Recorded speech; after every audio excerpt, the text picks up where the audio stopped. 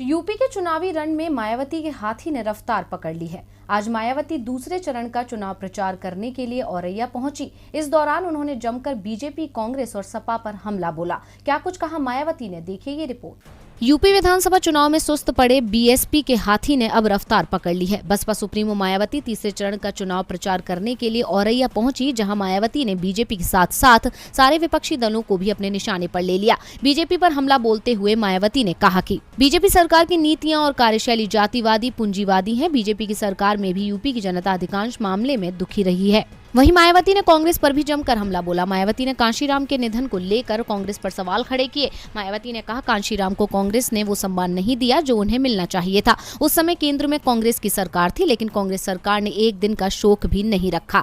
मायावती ने कहा कि जब कांग्रेस सत्ता से बाहर होती है तो इन्हें पिछड़े समुदाय की याद आती है। जब ये सत्ता में होती है तब इन्हें दलित, आदिवासियों और पिछड़े वर्ग का बिल्कुल भी ध्यान नहीं रहता है और न ही इनको किसान का कर्जा 10 दिनों में माफ करने का वादा ध्यान में रहता। मायावती यहीं नहीं रुकी। उन्होंने समाजवादी पार्टी पर निशाना साधते हुए कहा कि सपा सरकार में ज्यादातर गुंडों, बदमाशों, माफियाओं का राज्य रहा है, जिस वजह से ही इस सरकार में हमेशा तनाव की स्थिति बनी रही है। प्रदेश में विकास कार्य भी विशेष समुदाय तक सीमित रह गए हैं। समाजवादी पार्टी के राज में गुंडा राज था, क्योंकि उसके शासन में दंगों को हवा दी गई थी। मायावती ने आगे कहा कि बसपा का टारगेट विधानसभा चुनाव में अपने दम पर सरकार बनाने का है। उन्होंने कहा कि लोग बसपा के अलावा किसी अन्य पार्टी को वोट ना दें, क्योंकि बसपा बोलने में कम और करने में ज्यादा विश्वास रखती है।